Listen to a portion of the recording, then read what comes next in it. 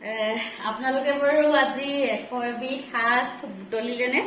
মই এইফালে 100 বিধ শাক বুটলি আনিলো। এইখিনিতে গোটেই মানে শাকখিনিত ইয়াতে 100 এবিধ আছে।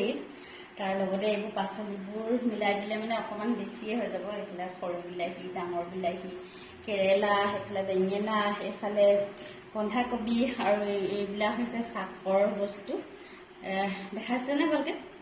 এই যে শাকত দিয়া সেয়া, তাৰপিছতে আৰু আলু এটা, তাৰপৰা এইবোৰ মৰিচা ইয়াতে বহুত আছে, ভেদাইলতা, কিবা কিবি, মানিমুনি, আৰু এইফালে মচুন্দৰী, মানে এইফালে ফ্ৰেঞ্চবিন দুটামানো দি দিছোঁ। মানে আছে 100 এবিধতকৈ কিন্তু বেছিহে হৈ গ'ল। আপোনালোকে বাৰু আজিৰ দিনটোত 100 এবিধ শাক বুটলিলেনে? আৰু কোৱা মতে মানে আজিৰ দিনটোত যদি 100 এবিধ শাক খোৱা হয় তেতিয়াহ'লে বেমাৰ আজাৰ মানে নহয়।